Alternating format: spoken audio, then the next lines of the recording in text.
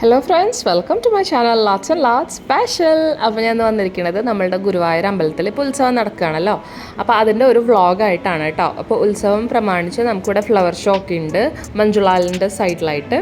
അപ്പോൾ അതിൻ്റെ ഒരു വീഡിയോ ഉണ്ട്. പിന്നെ നമ്മളുടെ ഇവിടെ ലൈറ്റും ഡെക്കറേഷനും അങ്ങനെ എല്ലാം കൂടി ഞാൻ ഈ ഒരു വ്ളോഗിൽ ഇൻക്ലൂഡ് ചെയ്തിട്ടുണ്ട് കേട്ടോ. അപ്പോൾ നമുക്ക് വീഡിയോയിലേക്ക് പോയാലോ. വീഡിയോയിലേക്ക് പോകുന്നതിന് മുമ്പ് ഞാൻ എപ്പോഴും പറയുന്ന പോലെ തന്നെ എൻ്റെ ചാനലൊന്ന് ലൈക്ക് ചെയ്യാനും ഷെയർ ചെയ്യാനും സബ്സ്ക്രൈബ് ചെയ്യാനും മറക്കരുത് കേട്ടോ. അപ്പോൾ നമുക്ക് വീഡിയോയിലേക്ക് പോകാം. അപ്പോൾ ഇതാണ് നമ്മളുടെ ഫ്ലവർ ഷോയിലേക്ക് കയറുന്നതിൻ്റെ എൻട്രൻസ് കേട്ടോ. ആ റെഡ് കർട്ടൻ ഉണ്ടല്ലോ, അത് കയറി നമ്മളിങ്ങോട്ട് ഉള്ളിലേക്ക് വരും. ഉള്ളിൽ നിറയെ ഫ്ലവേഴ്സ് വെച്ചിട്ട് കുറേ ഗാർഡൻസ് പോലൊക്കെ അവർ സെറ്റ് ചെയ്തിട്ടുണ്ട്. പിന്നെ ഫോട്ടോസ് എടുക്കാനായിട്ട് അതിന് ഫോട്ടോ സെഷന് വേണ്ടിയിട്ട് കുറച്ച് ഡെക്കറേഷനൊക്കെ ചെയ്ത് ഓരോരോ സ്പോട്ട് ഉണ്ട് കേട്ടോ അതിൻ്റെ ഉള്ളിൽ. അപ്പോൾ ഇത് മെയിനായിട്ട് നമ്മളുടെ ഈ ഒരു ഹാള് മാത്രമേ ഫ്ലവേഴ്സ് ഉണ്ടാവുള്ളൂ. പിന്നെ അങ്ങോട്ട് ഇടയിൽ അവിടെ ഇവിടെയൊക്കെ ആയിട്ടാണ് പ്ലാന്റ്സ് ഉള്ളത്.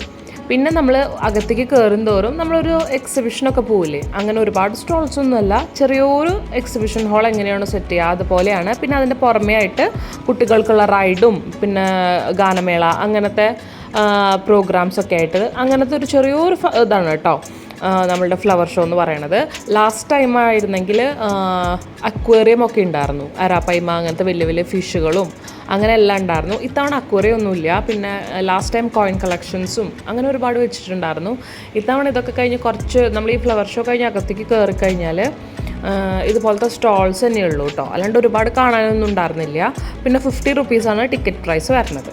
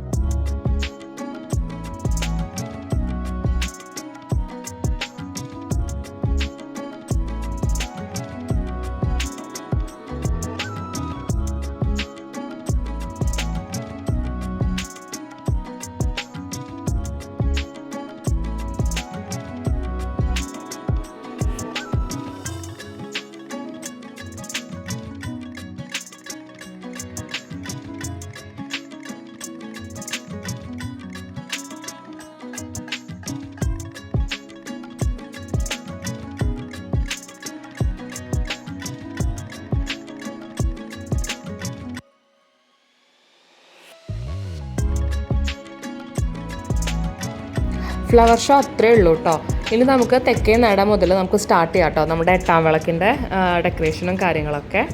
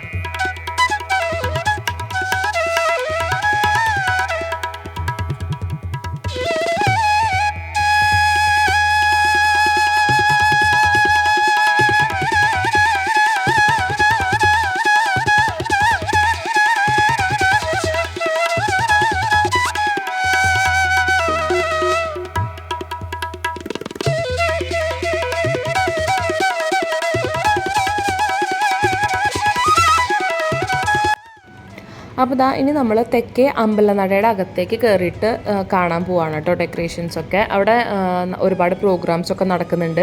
അതുകൊണ്ട് തന്നെ ഭയങ്കര ബഹളമാണ് കേട്ടോ. എല്ലാ സ്ഥലത്തു നിന്നും പാട്ടും ഇതൊക്കെ കേൾക്കണ കാരണം അതുകൊണ്ട് ഞാൻ ബാക്ക്ഗ്രൗണ്ട് സൗണ്ട് ഓഫ് ചെയ്ത് വെച്ചിരിക്കുകയാണ്. അതുകൊണ്ടാണ് ഞാൻ വോയിസ് ഓവർ കൊടുക്കുന്നത് കേട്ടോ.